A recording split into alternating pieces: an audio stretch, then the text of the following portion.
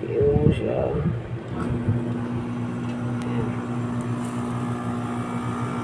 Umaandar na yung compressor. Kaso ayaw umikot ng fan motor. Manual natin Ayan. Umikot na. So, ngayon, ang gagawin natin, anong gagawin natin? Tatanggalin yung pan motor. Ha? Tatanggalin yung pan motor. Hindi. Ang unang gagawin natin, check natin ang Wire. hindi. Kapasitor. Check muna natin yung kapasitor. Sige, simulan na natin. Ayan. Check natin yung kapasitor.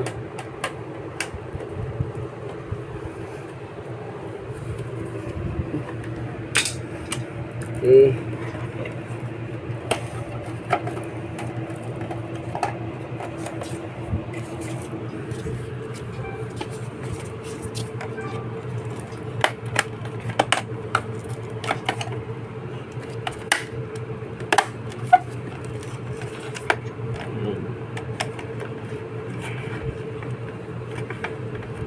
Diyan dito sa yan.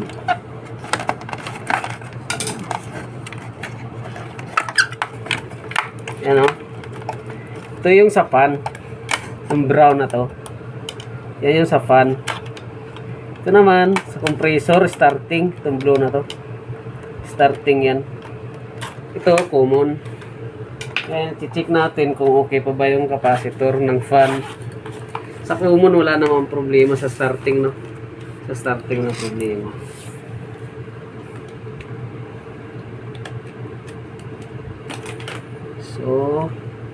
So lagay natin sa saan natin lagay?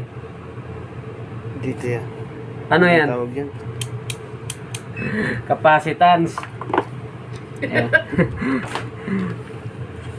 Training mo yan, kuya. Training, ma'am. So, tingnan mo. Walang reading.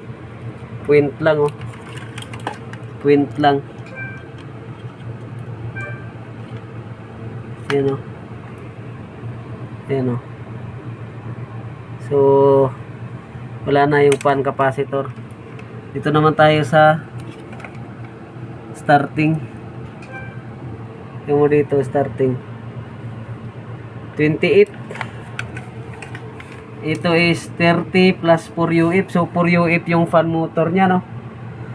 Ang nangyari is wala ng reading. 0 na, oh. Yan, oh. Ito. So dead yung capacitor. Ngayon i-check din natin yung fan motor.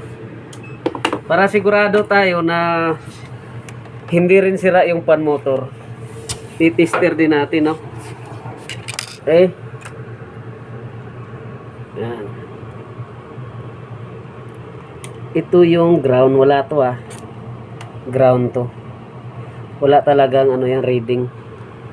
Lagay natin sa ground, ah. Okay. So walang reading talaga yan kasi ground yan nasa gitna. Ayan, oh. Dito. Ayan. Ito, ayan, oh. Ganyan mo. Sama mo yung ano. Tester. Sama yung tester. Ayan, wala. Ngayon,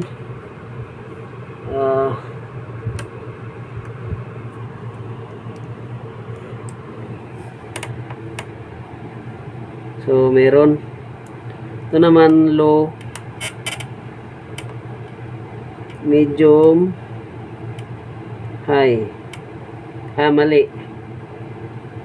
150, 160. Yan, titingnan natin sa diagram. Fan motor. Yan, fan motor. So, red, blue, black. Red, blue, black. So, walang nakalagay kung ito. High, low. So, yung black ang high. Low, red. Medium yung blue. So, black ang high. Okay. So, ito black. Yan. Ito yung black, no? Yan yung high. Yan. May reading dapat yan, ha?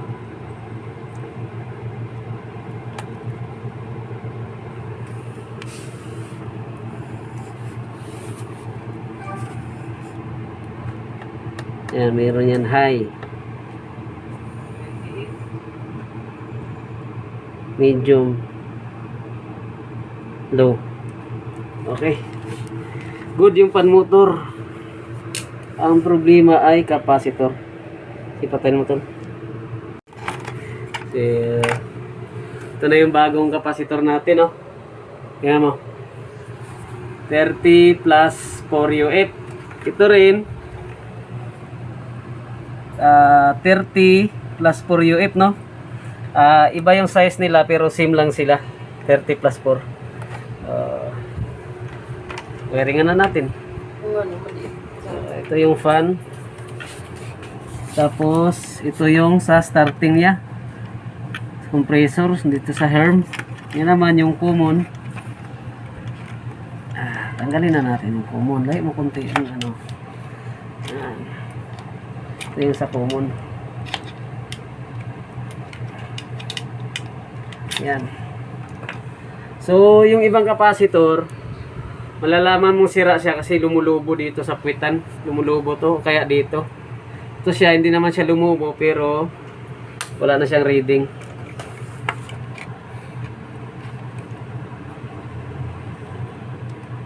Napaka-basic magpalit ng capacitor, guys. Basta may tester lang kayo, guys. Kasi hindi pwedeng basta-basta magpalit kayo ng capacitor tapos wala kayong tester. Pag nagpalit kayo, yun pala, hindi capacitor yung sira. May mga wire para na open. O kaya, yung fan motor nyo, sira pala. Kaya, mas maganda pa rin kung wala kayong tester at kung hindi naman kayo technician, magtawag kayo ng technician para hindi madubli yung gastos. Sige, patay mo ito. Nasaksak na ano na natin, no? Lahat ng wires niya. Saksak mo, brother.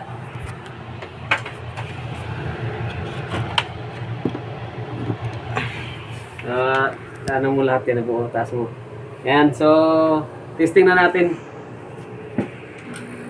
So ayun, gumana na yung compressor. Ayan, malamig na. Malamig na yung tubo. Nakita niyo yun? Ayan, nagilo. Sa starting lang yan, pero mawala yan mga 30 seconds o 1 minute yan. Malakas na ikot ng fan motor natin. So good na. Mission accomplished na. Okay na, patay mo na. Ayan. Malamig na. Lakas na hangin.